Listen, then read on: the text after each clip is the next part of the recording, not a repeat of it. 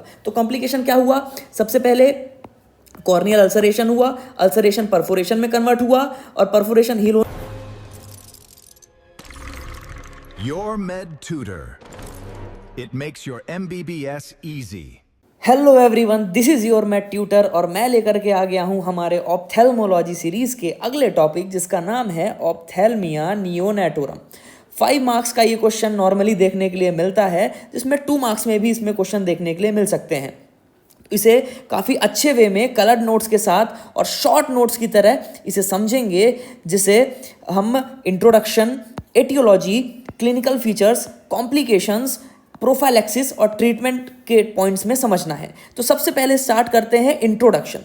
तो ऑप्थेल्मा नियोनेटोरम क्या होता है? तो it is a conjunctivitis during infant phase of life.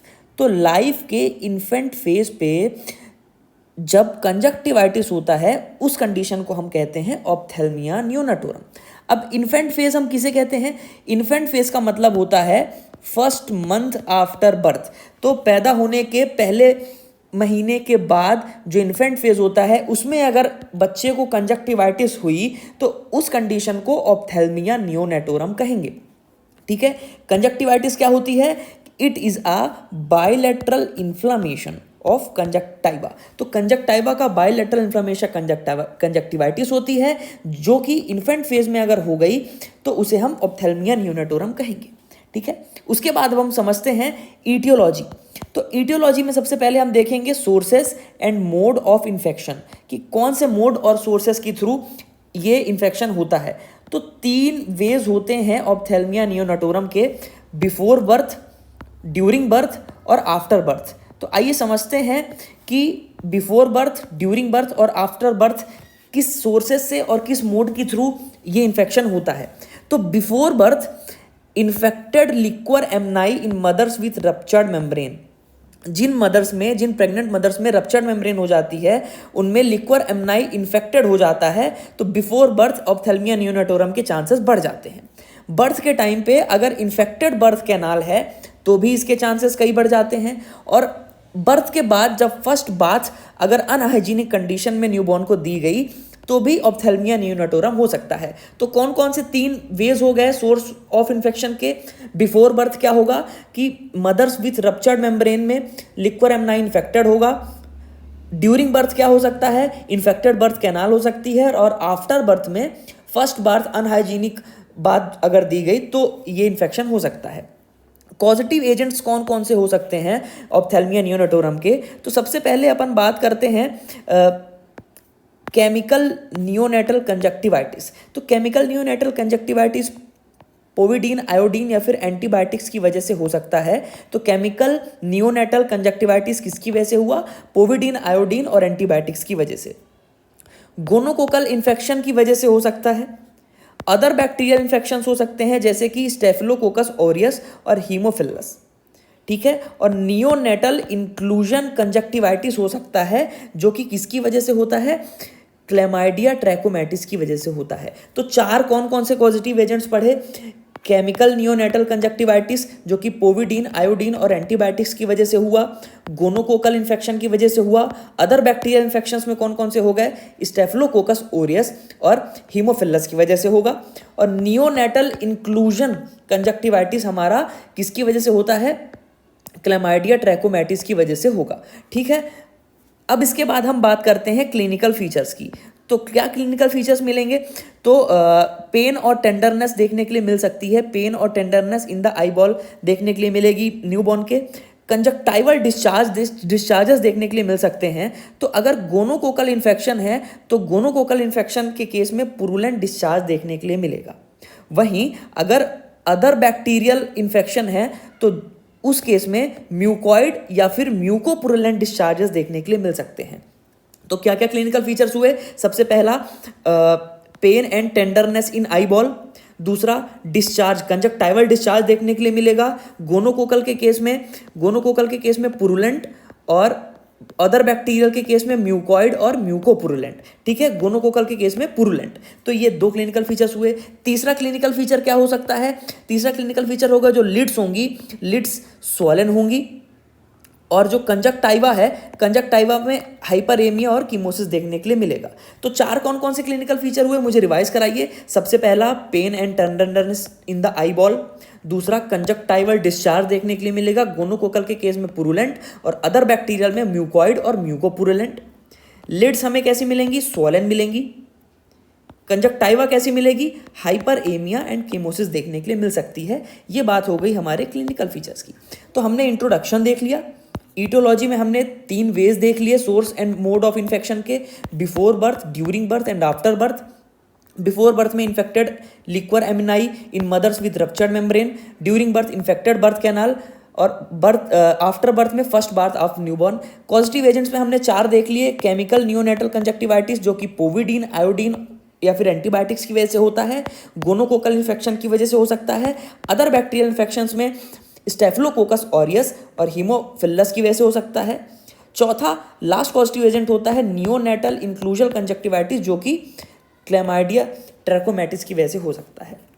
Complications क्या क्या हो सकते हैं, तो कॉम्प्लिकेशंस में कॉर्नियल अल्सरेशन होगा। अगर ट्रीटमेंट नहीं हुआ ऑप्थेल्मिया नियोनेटोरम का और क्रॉनिक हो गया तो धीरे धीरे कॉर्नियल अल्सरेशन में कन्वर्ट होगा।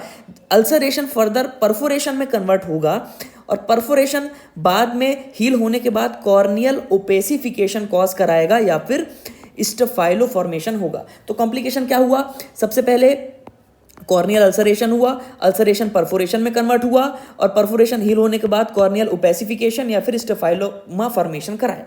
ठीक है, तो ये बात हो गई कॉम्प्लिकेशंस की। अब हम बात करते हैं प्रोफाइलैक्टिक मीजर्स की। तो चूंकि 3 वेज है यहाँ पे, before, during and after birth, तो उसी तरीके से प्रोफाइलैक्सिस में भी 3 चीजें होंगी, antenatal care, post natal care and natal care. तो सबसे पहले अपन बात करते हैं एंटीनेटल मीजर्स की। तो एंटीनेटल मीजर्स में क्या हो सकते हैं, तो एंटीनेटल मीजर्स में आप care for mother and treatment of genital infection. तो एंटीनेटल मीजर में सबसे पहले हमें क्या करना है कि मदर की केयर करनी है और अगर कोई जेनाइटल इन्फेक्शन है तो उसका ट्रीटमेंट हमें उसका कराना है। उसके बाद हमें सर्वेलियंस कराना रहता है वुमेन्स का इन 3rd ट्राइमेस्टर ऑफ प्रेगनेंसी। तो 2 एंटीनेटल मीजर्स हो गए, कौन कौन से बोलते रहिए, care of mother and treatment of genital infection, और दूसरा होता है सर्विलियंस कराना है हमें मदर का इन 3rd ट्राइमेस्टर ऑफ प्रेगनेंसी। तो ये 2 एंटीनेटल मीजर्स हो गए। उसके बाद अब हम बात करते हैं नेटल मीजर्स कौन कौन से हो सकते हैं। तो नेटल मीजर में मतलब अब डिलीवरी हो रही है तो डिलीवरी कैसी होनी चाहिए, delivery should be in hygienic condition with aseptic measures. तो हाइजीनिक कंडीशंस में हमें डिलीवरी करानी है एसेप्टिक मीजर्स के साथ, ऐसी डिलीवरी होनी चाहिए।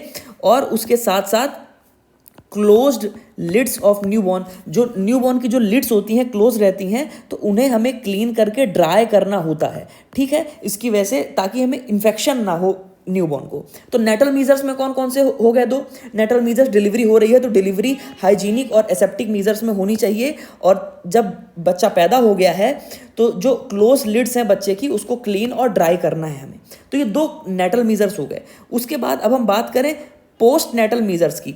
तो पोस्ट नेटल मीजर्स में क्या करना है कि इसमें हमें डिलीवरी होने के बाद ही 1% टेट्रासाइक्लिन ऑइंटमेंट या फिर 0.5% एरिथ्रोमाइसिन ऑइंटमेंट। कौन कौन से ऑइंटमेंट की बात कर रहा हूँ, 1% टेट्रासाइक्लिन ऑइंटमेंट या फिर 0.5% erythromycin ointment into the eyes of baby immediately after birth. तो बर्थ के तुरंत बाद ही 1% टेट्रासाइक्लिन ऑइंटमेंट या फिर 0.5% एरिथ्रोमाइसिन ऑइंटमेंट तुरंत बर्थ के बाद हमें बेबी के आइज में देना होता है। उसके बाद क्या होता है कि अगर in case infant born to the mothers with untreated gonococcal infection, अगर ऐसी मदर को इन्फेंट हो रहा है जिसको पहले से ही अनट्रीटेड गोनोकोकल इन्फेक्शन है तो उस केस में हमें बच्चे को single injection of ceftriaxone 50 milligram पर केजी आईएम या फिर आईवी देना होता है। क्या हुआ, पोस्ट नेटल मीजर रिवाइज कराइए। सबसे पहला क्या था कि इमीडिएटली आफ्टर बर्थ हमें 2 चीज़ दे सकते हैं, 1% टेट्रासाइक्लिन ऑइंटमेंट या फिर 0.5% erythromycin ointment immediately after birth, या फिर अगर अनट्रीटेड गोनोकोकल इन्फेक्शन वाली मदर को बॉर्न हुआ है बेबी, तो सिंगल इंजेक्शन देना होता है सेफ्ट्रियाक्सोन का 50 मिलीग्राम पर केजी IM या फिर IV। तो ये प्रोफाइलैक्टिक मीजर्स हो गए जिन्हें अच्छे से याद करना है, ठीक है। दो मीजर हमने तीनों में पढ़े हैं, ठीक है। अब बात करें अगर ट्रीटमेंट की, तो 4 हमने कॉजेटिव एजेंट पढ़े थे, तो चारों कॉजेटिव एजेंट के हिसाब से अब हम ट्रीटमेंट देखेंगे। केमिकल नियोनेटल कंजक्टिवाइटिस जो कि पोविडीन, आयोडीन या फिर एंटीबायोटिक की वजह से हो रहा था, तो वो सेल्फ लिमिटिंग होता है और कोई खास ट्रीटमेंट की ज़रूरत नहीं पड़ती है। तो केमिकल नियोनेटल कंजक्टिवाइटिस के लिए self limiting, no treatment required. Gonococcal ophthalmia neonatorum के केस में गोनोकोकल इन्फेक्शन है अगर, तो इसमें 2 ऑप्शन होते हैं, टॉपिकल थेरेपी और सिस्टमिक थेरेपी। टॉपिकल थेरेपी में हमें क्या देना होता है, सैलाइन लेवेज करते हैं ओवरली, ठीक है। टॉपिकल थेरेपी में सैलाइन लेवेज किया ओवरली। बेसिट्रासिन आई ऑइंटमेंट हमें QD में चलाना होता है। पेनिसिलिन ड्रॉप्स हम दे सकते हैं जिसका कंसंट्रेशन होता है 1/5000 इन डिस्टिल्ड वाटर, ठीक है। तो 3 बताइए कौन कौन से हुए topical therapy gonococcal ophthalmia neonatorum के।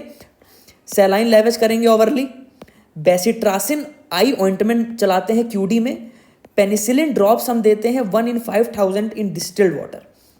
सिस्टमिक थेरेपी में क्या होता है मेडिकेशंस, तो सेफ्ट्रियाक्सोन, सेफोटैक्सिम, सिप्रोफ्लोक्सेसिन और नॉरफ्लोक्सेसिन, ये 4 ऑप्शंस होते हैं। कौन कौन से, सेफ्ट्रियाक्सोन, सिफोटैक्सिम, सिप्रोफ्लोक्सेसिन और नॉरफ्लोक्सेसिन। ये एंटीबायोटिक हमें देनी होती है सिस्टमिक थेरेपी में, और सिस्टमिक पेनिसिलिन दी जाती है जिसका डोज होता है 50,000 यूनिट्स पर केजी इंट्रामस्कुलर देना होता है। तो सिस्टमिक थेरेपी में क्या हुआ, सेफ्ट्रियाक्सोन, सिफोटैक्सिन, सिप्रोफ्लोक्सेसिन और नॉरफ्लोक्सेसिन, इनमें से हमें कोई एक एंटीबायोटिक चलानी होती है, और सिस्टमिक पेनिसिलिन हम दे सकते हैं जिसका डोज होता है 50,000 यूनिट्स पर केजी IM। उसके बाद तीसरा है नियोनेटल इंक्लूजन कंजक्टिवाइटिस, जो कि किसकी वजह से होता है, क्लेमाइडियल इन्फेक्शन की वजह से। किसकी बात कर रहे हैं, नियोनेटल इंक्लूजन कंजक्टिवाइटिस। इसमें हमें क्या देना होता है, जो अभी हम पढ़ करके आए थे, 1% टेट्रासाइक्लिन या फिर 0.5% एरिथ्रोमाइसिन QID चलाते हैं 3 हफ्तों के लिए, ठीक है। तो क्लेमाइडियल इन्फेक्शन में 1% tetracycline, 0.5% erythromycin QID for 3 weeks, ठीक है। लास्ट में अगर हर्पीस सिंप्लेक्स कंजक्टिवाइटिस है तो उसमें हमें वायरल इन्फेक्शन के लिए एसाइक्लोवीर चलानी पड़ती है। हर्पीस सिंप्लेक्स में क्या चला है, एसाइक्लोवीर।